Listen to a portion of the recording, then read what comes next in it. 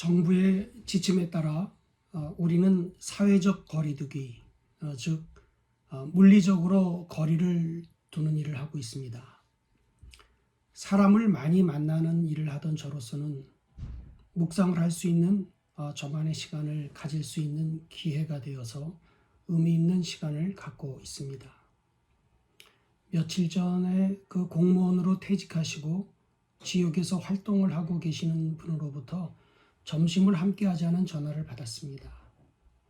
사람을 만나는 일을 자제해야 하는데 하는 생각이 들었지만 워낙 조심스럽게 말씀을 하셔서 식사 자리에 나갔는데 그 자리에 화가 한 분이 함께 하셨습니다. 여러 대화들이 오고 가던 중에 화가 분께서 자신이 그린 그림이 요즘 팔리고 있다는 말씀을 하시면서 그림을 팔 수 있는 화가가 그렇게 많지 않다는 그런 말씀을 하셨습니다. 그러면서 지금까지 자신은 그림만 그렸지 자기 자신의 그림에 대한 그 가치를 부여하는 일에 주저하고 있었다고 했습니다. 그런데 한 여인을 만나 사랑을 하게 되었고 그 여인으로부터 자신의 작품에 대한 가치를 인정받으면서 자신이 얼마나 값진 화가인지를 알게 되었다고 이야기를 했습니다. 내가 누구인지, 내가 얼마나 고귀한 화가인지를 사랑하는 사람으로부터 알게 되고 난 이후에 자신이 지금까지 그린 그 그림 한 점 한 점이 너무나도 소중한 것을 깨닫고 요즘은 행복한 삶을 살면서 또 이웃들에게 베푸는 그러한 삶을 살고 있다는 이야기를 들었습니다. 이렇게 자신이 누구인지를 안다는 것은 참으로 중요한 일입니다. 오래전에 왜 남성 5인조 그룹 G.O.D라는 그 그룹이 있었죠. 그 G.O.D는 길이라는 노래에서 내가 가는 이 길이 어디로 가는지, 어디로 날 데려가는지 그것은 알 수 없지만 나는 무엇을 위해 살아야만 하는가? 나는 왜 이 길을 걷고 있는가? 이 길의 끝에서 나의 꿈은 이루어질까? 나는 무엇을 꿈꾸는가? 그건 누굴 위한 꿈일까? 그 꿈을 이루면 나는 웃을 수 있을까 하면서 자신들의 정체성에 대해 노래를 했습니다. 내가 누구인지를 아는 것, 자신의 정체성을 아는 것이 우리의 삶을 행복하게 해주는 가장 중요한 요소인 것을 저는 점심을 곁들인 화가와의 대화를 통해 다시 한번 깨달을 수가 있었습니다. 기독교인의 정체성을 이야기할 때 우리는 빌립보서의 말씀에 있는 이 하늘에 있는 시민권을 가진 자라는 표현이 가장 어울린다고 봅니다. 이 땅에 살고 있지만 하늘나라의 시민권을 가지고 있는 하나님 나라의 사람이라는 이 자기 정체성은 이미와 아직, 이 이미와 아직의 의미를 확실히 알게 해주어서 예수 그리스도께서 이미 우리를 위해서 십자가의 죽으심으로 죄로부터 해방시켜 주셨음을 믿으면서도 아직 이 땅에서 살고 있기 때문에 하늘나라를 소망하면서 이 땅에서 하늘에서 이루신 하나님의 뜻을 이루어가는 사람임이 나임을, 우리임을 분명히 알게 해주고 있기 때문이죠. 이렇게 정체성은 인간의 삶에서 중요한 기반이 됩니다. 그러나 정체성을 어떻게 정하느냐?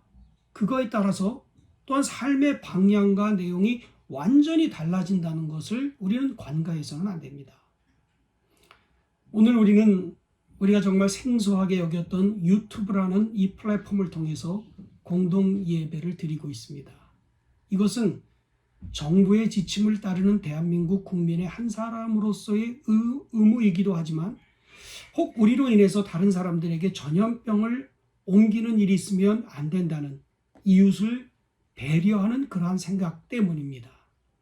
함께 모여 예배 드리는 것이 우리에게는 목숨처럼 소중한 일이지만 코로나19의 이 시간에서는 우리의 희생이 이웃을 살리는 길이라는 공동체의 정체성을 가졌기 때문에 가능한 일인 것이죠. 그래서 어떤 정체성을 갖느냐, 이것은 아주 중요한 것입니다. 인도의 철학자 아마르티야 센은 정체성은 또한 사람을 죽일 수도 있다. 그것도 닥치는 대로 죽일 수 있다. 한 집안에 대한 강한 그리고 이러한 배타적인 소속감은 다른 집단과의 거리감과 분리됨의 느낌을 주는 경우가 많다. 이런 이야기를 했습니다. 기생충이라는 영화 잘 아시죠? 이 기생충이라는 영화는 가족 이기주의를 고발하는 영화입니다.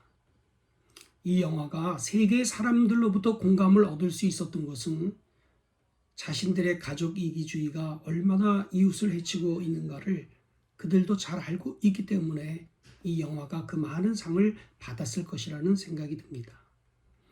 우리는 오늘도 내 가족을 위해 살아갑니다. 그래서요, DNA 4분의 1 법칙이라는 말까지 있잖아요. 나의 DNA 4분의 1을 가진 자들을 위해서 인간은 살아간다는 이야기입니다. 결국 우리가 일하고 있는 것은 나의 DNA 4분의 1을 가진 자들을 위해서 일한다는 것이죠. 이러한 소속감은 이웃을 공동체로 보지 않습니다. 착취의 대상으로 보기 때문에 기생충이 되어서 서로 이웃을 해치고 있는데 결국 모두가 죽게 되는 결말을 가져올 수밖에 없죠. 지난 금요일은 제주에 4.3 사건이 있었던 날입니다. 제주에서 목회를 경험했던 저는 이 4.3이 얼마나 끔찍한 사건이었나를 침묵하는 제주도민을 통해서 느꼈습니다. 소위 빨갱이와 빨갱이가 아닌 이로 한국 사회를 기형적으로 갈라놓고는 음모와 분열을 조장하고 죽음과 삶을 가르게 했던 이 폭력적인 정체성, 그게 바로 4.3이었거든요. 그러한 정체성은 인간이 가지고 있는 인간성이라는 보편적 공통점과 차이를 인정하지 않는 일방적인 폭력일 뿐입니다.